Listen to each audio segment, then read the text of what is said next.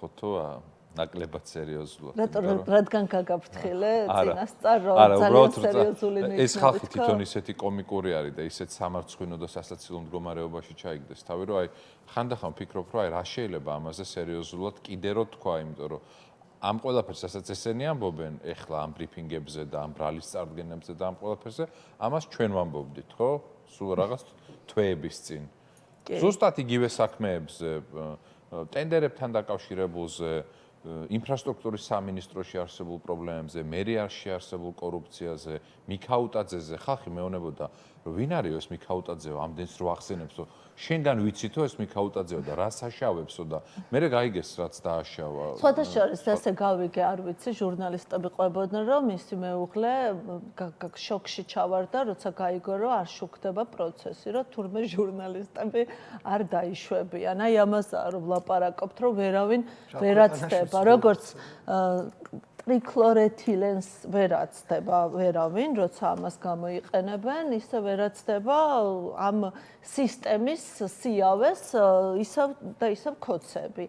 ამას შეიძლება რაღაცა ლოგიკური ამ ყველაფრის ლოგიკური გაგრძელება ხედავთ ასე პროცესს, რომ არ ვიცი, რებრენდინგი უყვართ ეს სიტყვა დღეს შემოიტანეს და რაღაც რებრენდინგს ვუყურებ და ახალი ქოცები შემოვლენ და არაფერი ახლა დარწმუნებული ვარ, ამას მეტყვის შენი შემდეგი სტუმარი, რომ რა მოხდა ახლა მიქაუტაძეს თუ დაიჭერენ და კობახიძეს თუ მოხსნიან, ახალ ქოცს მოიყვანენ, ამით არაფერი შეიცვლება. თუ ფიქრობთ, რომ მაინც სადღაც დადგება ეს კრიზისი, როცა ვერ შეივსება ეს შინაარსი ქოცური. კრიზისი დგას ორივე მხარეს. კრიზისი არის, როდესაც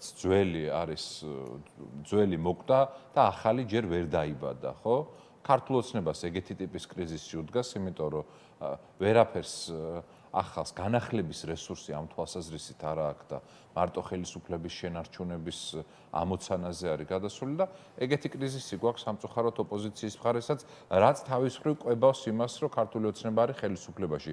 რა მომენტშიც აქ ჩამოყალიბდება სრულფასოვანი ალტერნატივა, ისეთი, რომელსაც ხალხი რო დაინახავს, წარმოიდგენს ხელისუფლებაში მათი მოსვლა, რისი მომტანი იქნება და რა სარგებლის მომტანი იქნება და იტყვის, რომ აი მე ამ ხალხს ვენდობი და ხვალინდელ დღეს ჩავაბარებ, აი ეგ იქნება ძალიან მნიშვნელოვანი კვანძის გახსნა, რომელიც აბკოლებს ხელისუფლების ცვლილებას. იმიტომ რომ როგორ ფიქრობ?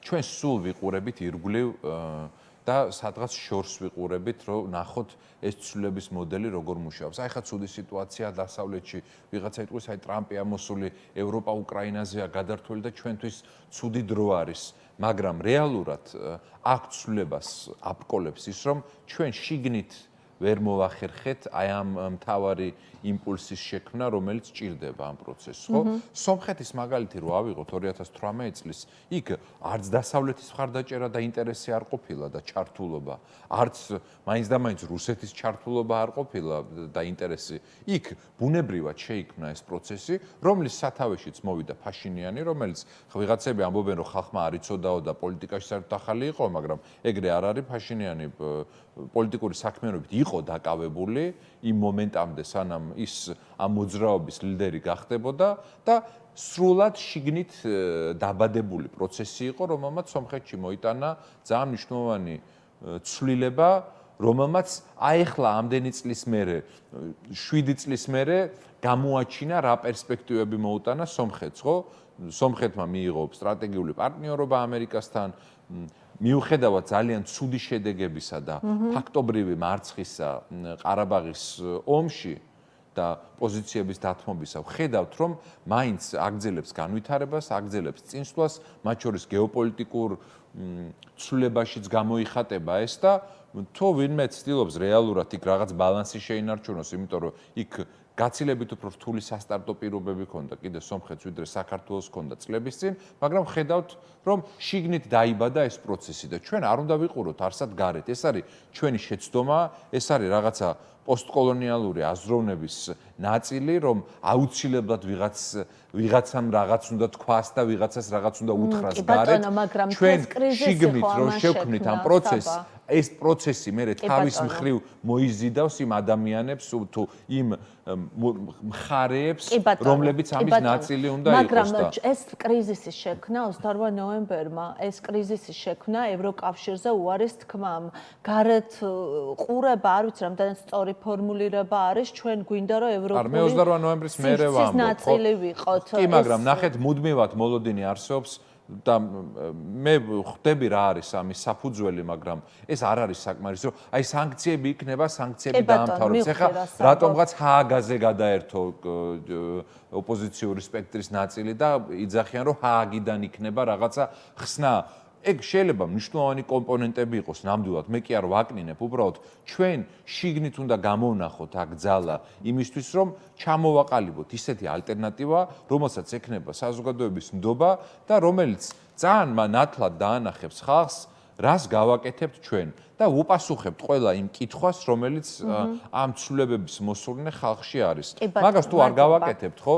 აი ამ მოჯადოებულ წრეზე ვივლით და ძალიან რთული სიტუაციაა. რთული სიტუაცია არის პოლიტიკურ სპექტრში, რთული სიტუაცია არის მედიაში და აუცილებლად მინდა ეს თქვა, ვიკა, იმიტომ რომ აქ ძალიან ლამაზი სტუდია, თქვენი პროფესიონალიზმი და ღიმილი და სტუმართმოყვარეობა ამას რაღაცნაირად ნიღბავს, მაგრამ რეალურად ქართული მედია რო ძალიან დიდი კრიზისის წინაშე არის და ფინანსურად შეიძლება წაიქცეს და უბრალოდ ეს აღარა მე მაგის თქმა გინდა ხო ეს კრიზისი არ ვიმჩნევ არ მაყურებ ხო და თქვი შედონილად მე რო არ თქვა ეხლა რომ ძალიან უჭირს ვიკას თქო თქვენ თვითონ თქვით რა მდგომარეობა არის მედიაში რომ ხუმრობ და რომ ღლიცინებ ესე კი არ არის გულში რა ხდება ისე უნდა ოპოზიცია შემდგარ ეს უნდა მედია არა მე იმის თქმა მინდა რომ ამაზეც უნდა ვილაპარაკოთ რომ ეს ოპოზიციური მედია საშუალებები რომელიც რაღაცნაირად ხალხმა ისე მიიღო რომ აი არსებობს და როგორც კუთვნილი